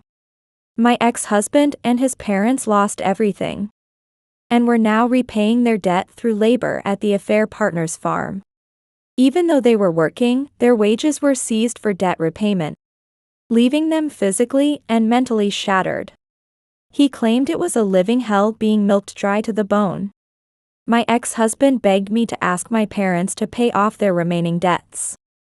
Please, only you can save us from this misery. Which right does he have to say that? I clenched my hand tightly to contain my anger. The pain of my nails digging into my palm felt like it was keeping my rage in check. Even when I pleaded for help, you cared only about your own image and didn't assist. I see no value in helping people who judge others solely by their appearances. I firmly declined his request, seeing it as a good opportunity for them to understand what it feels like to be oppressed. I also told him never to contact me again. However, I doubted he would listen, so I blocked his number on my smartphone and home phone. Then I started being stalked around the agricultural cooperative. Security, recognizing my ex-husband, chased him away. But he vaguely remembered the location of my parents' house and had also ambushed me there. When my parents or husband were around, he hid, but when I was alone, he would show up, threatening to follow me until I gave him money. This was truly annoying and became a topic of gossip at the cooperative, eventually reaching my parents, to whom I confessed everything. My parents were furious, and my husband suggested filing a police report.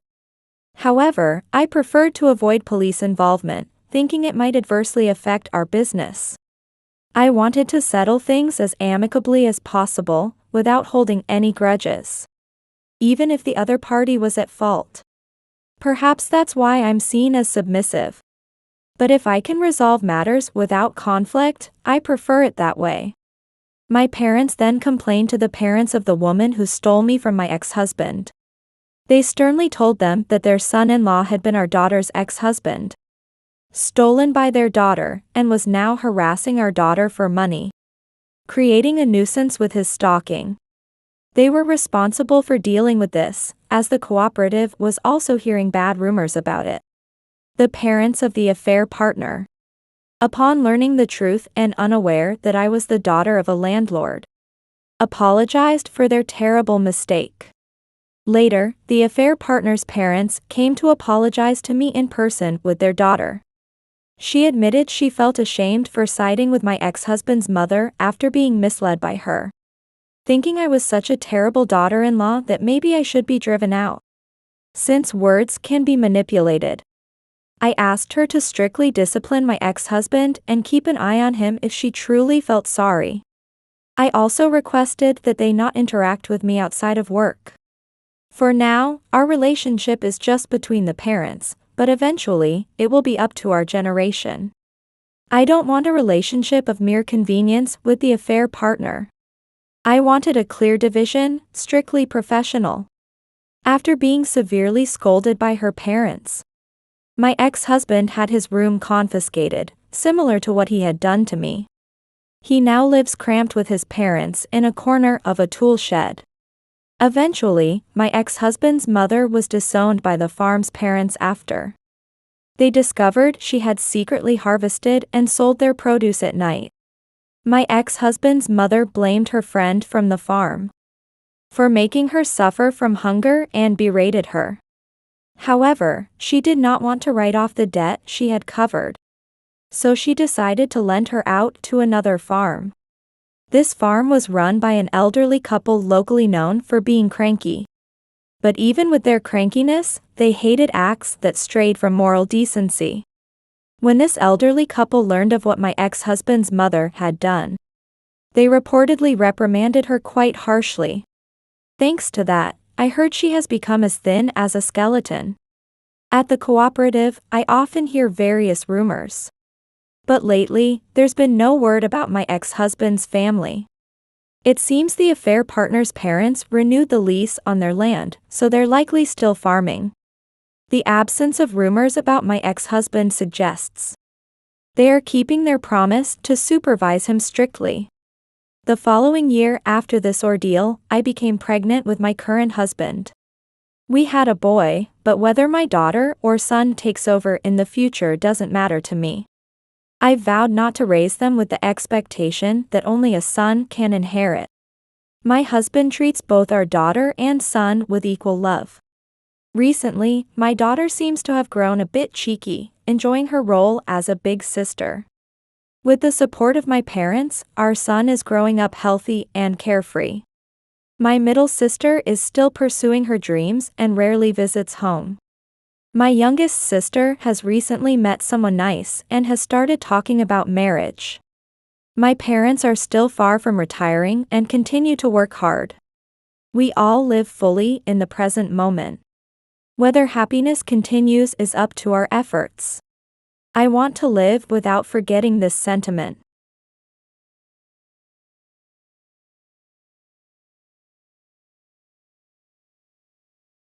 You are definitely a loser, Hillary. My younger sister, who has taken everything from me since we were children, said that I married my husband and I was supposed to have a calm and happy life with him. However, my one and only sister destroyed my life. It happened one day when I was on my way home from a business trip. I thought, I can finally see my husband. Full of anticipation, I received a notification from my sister. I had a bad feeling, but when I opened the message, I saw a picture of her in an intimate embrace with my husband. I was plunged into despair once again, dropping my smartphone to the ground. I thought, what's going on? What have I ever done to you? I decided I would no longer play the sibling game with her. Remember this. Next time, I will take everything from you. My name is Hillary, and I'm 38 years old. I work for a food company. I'm newly married to Ryan, who is a year younger than me. I've secured a happy life and everything is going smoothly. But the journey to this life was a fierce one.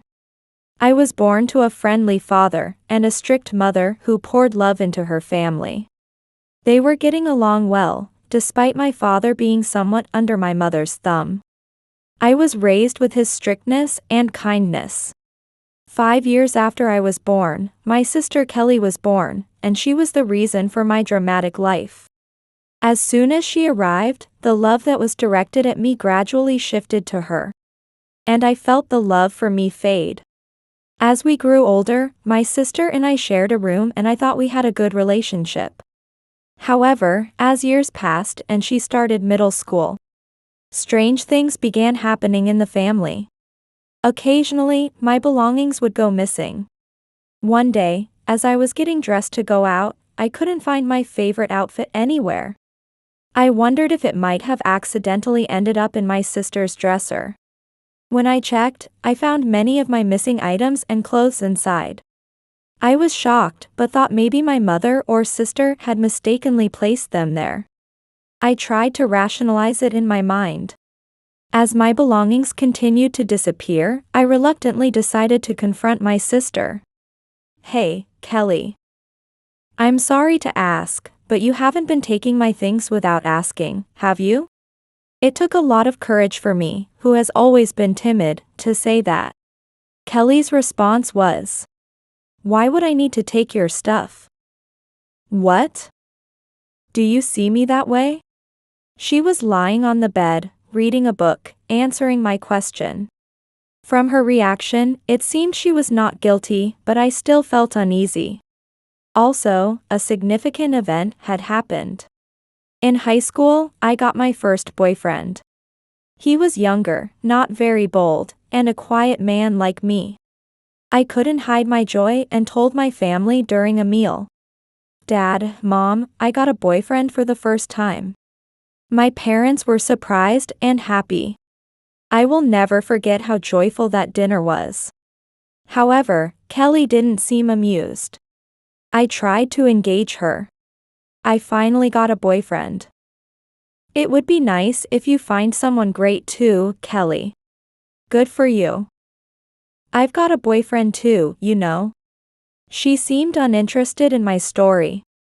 After that, she never mentioned my boyfriend again. My boyfriend and I spent more time at home.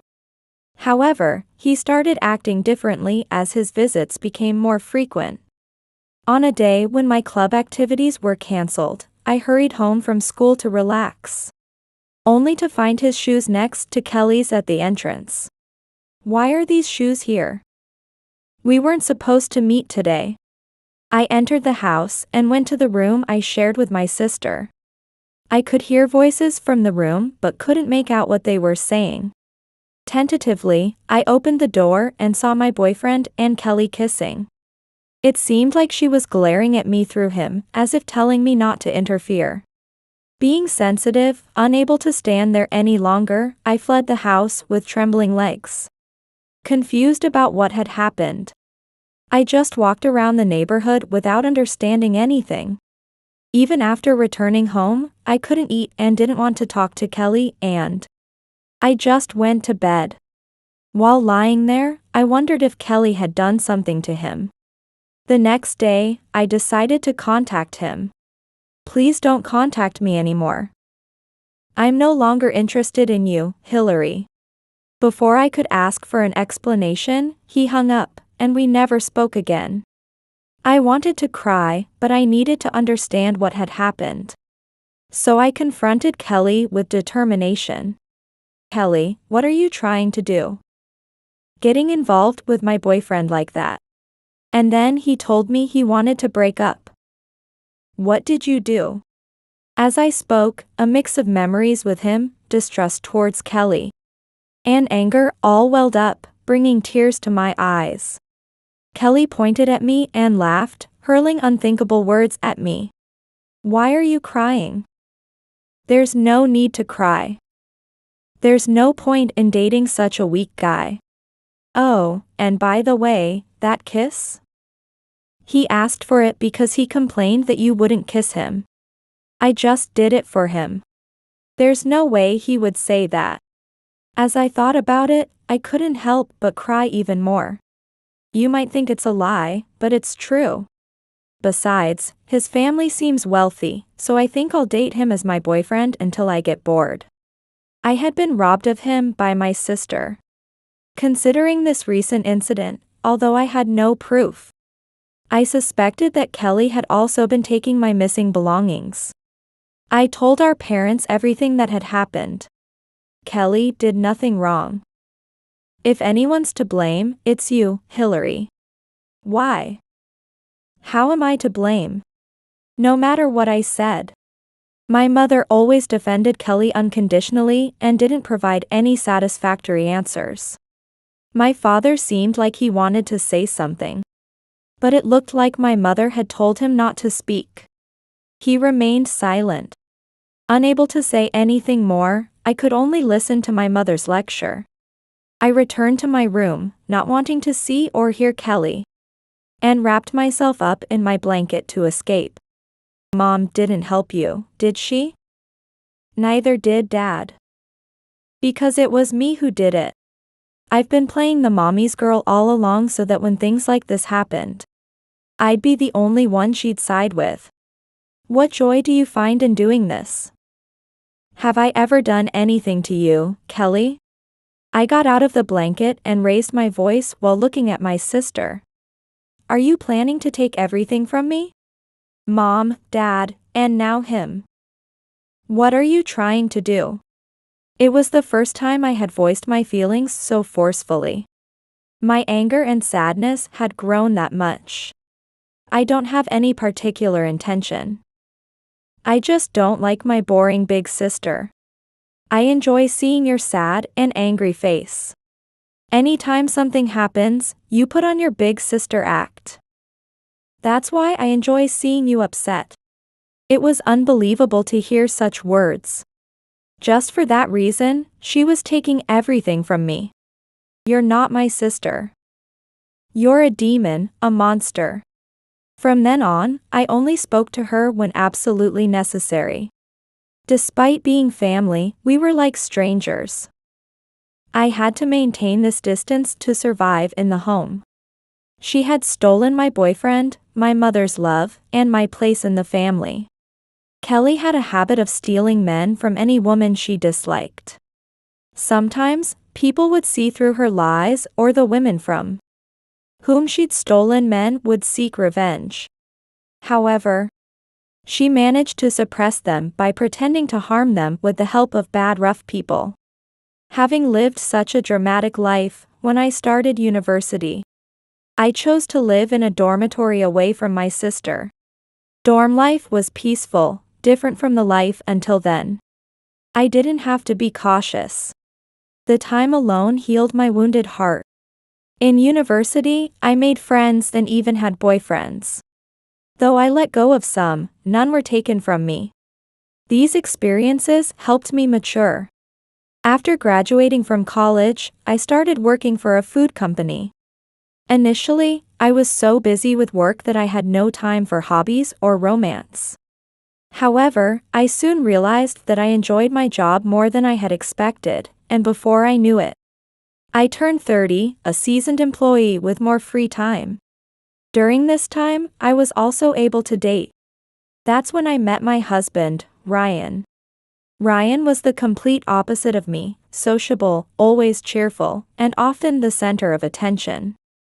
I never thought he would fall for someone like me. Ryan always liked women who were demure and competent at work. And it seems he fell for me when we planned a project together. From then on, it didn't take long for our relationship to progress to dating. We even visited each other's parents when we decided to get married. Ryan's parents were fun and cheerful. The problem was visiting my family. I hadn't returned home since starting university.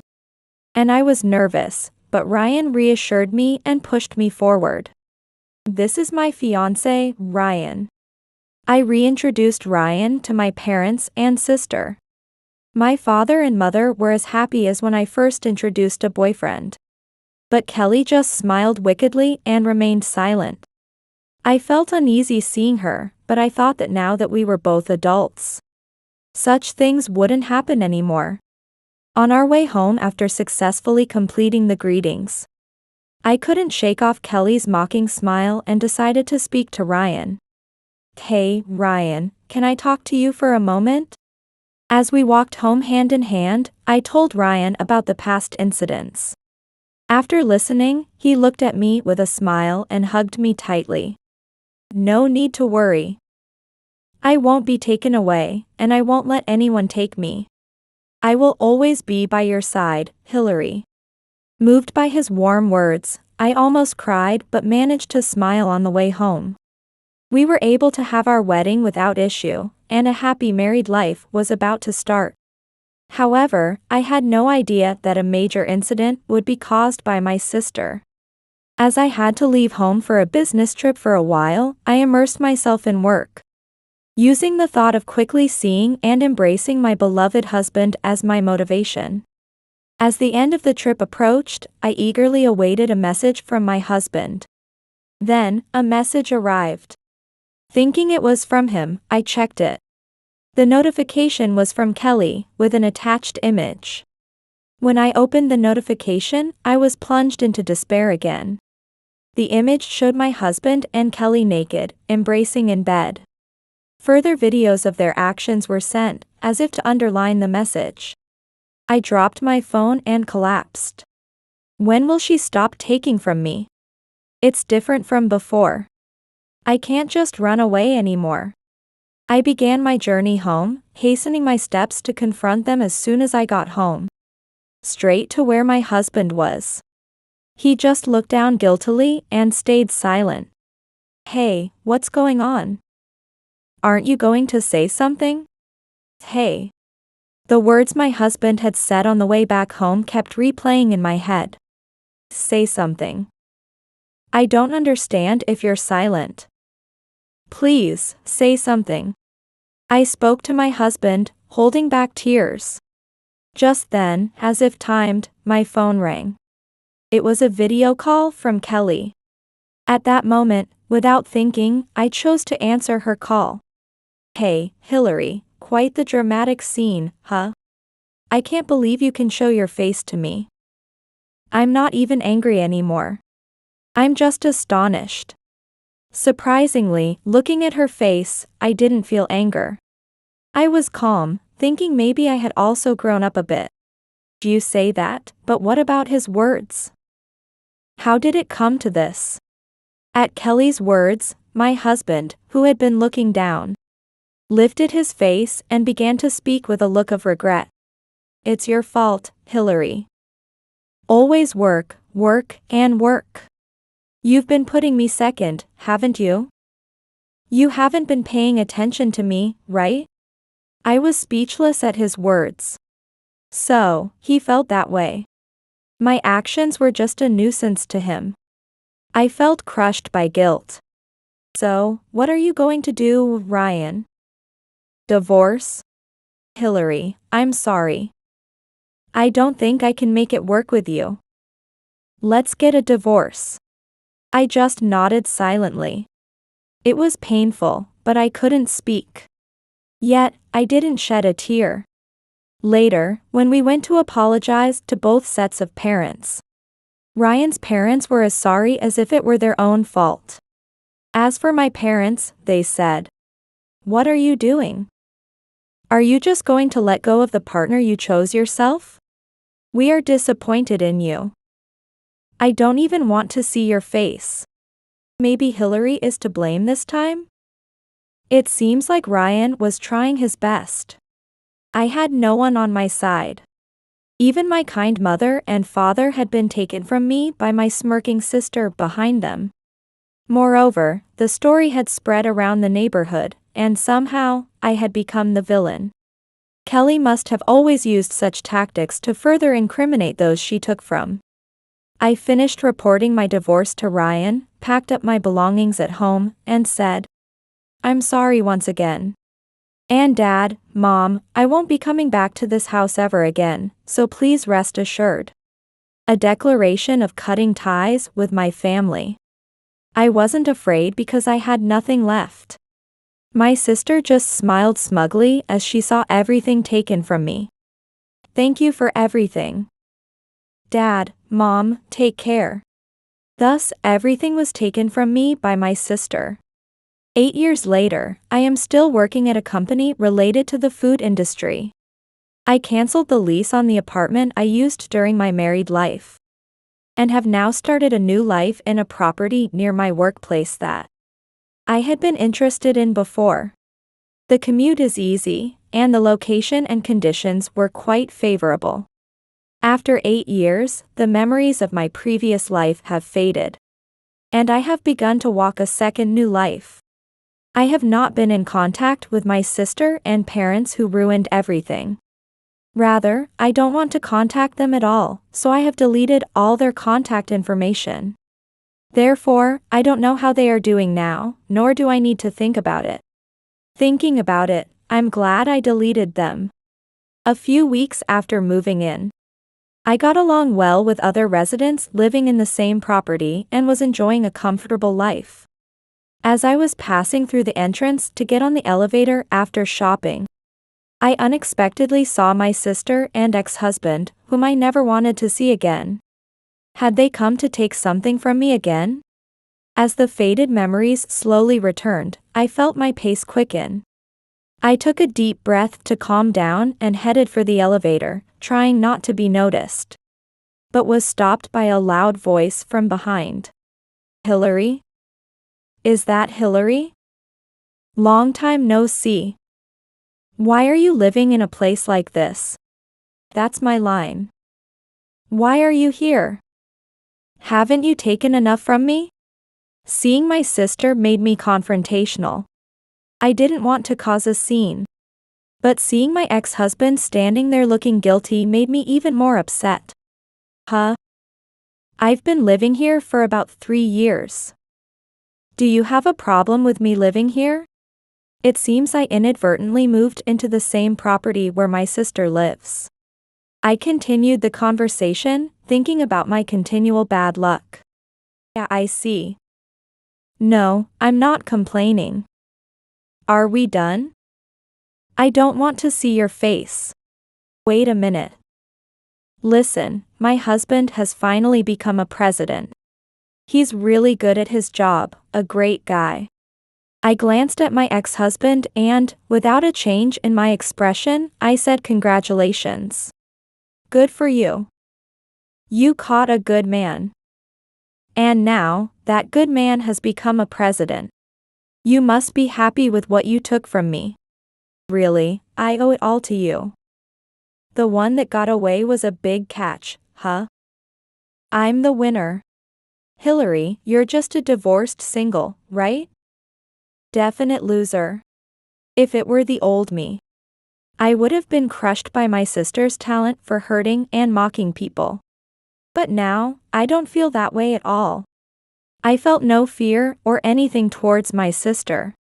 I burst out laughing right there. Kelly, you look like a king of the castle right now. Huh? Are you okay? Have you gone mad? While I was laughing, I heard footsteps from behind. Seeing the figure, Kelly didn't seem to care, but my ex-husband looked surprised and confused. What's going on, Hillary? Are these people acquaintances?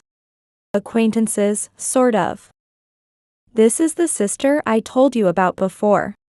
And this is my ex-husband, who I don't know where he works now, but he's become a president. The man approached with a dignified and elegant demeanor.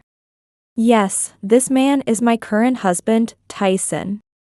He was my superior at the company I've worked for since graduating from university. And he had shown affection for me. Tyson, who has shown true sincerity, is now the president of the company where I work. Oh, you guys. It's a coincidence we live in the same building. Oh, and you in the back, are you perhaps? As Tyson and Ryan made eye contact, Ryan greeted politely. Of course, it makes sense. Their companies have a business relationship. Of course. I knew from my husband that Ryan had become a president even before my sister mentioned it. It's a coincidence to meet here. Actually, I was planning to communicate this to your company later. The dealings with your company were very good when the previous president was in charge. But since you took over, the quality of the products has deteriorated. I'm sorry, but we will have to terminate our contract with your company. I'm sorry for your company, but we have our corporate reputation to consider. I knew, working in the same company, the loss of this major contract could destabilize Ryan's company's management. Ryan was desperately pleading with my husband, but obviously, the outcome wouldn't change. As the men talked, I turned to my sister. Your husband seems to be in trouble, is that okay? Your company might be in danger too. If your company goes bankrupt, definite loser, huh?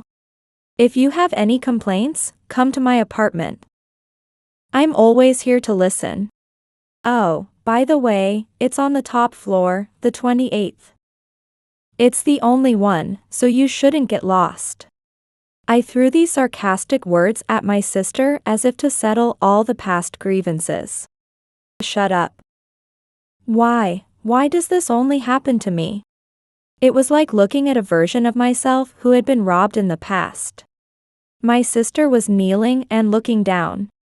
I turned my back on her and boarded the elevator with my husband after their conversation ended. Just taking things doesn't change anything.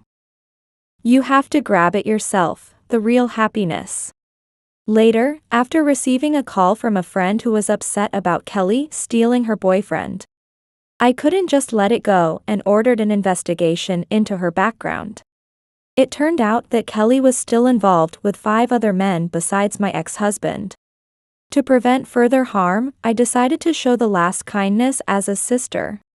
I compiled the information from the investigation and sent it to the associates of the men she was involved with.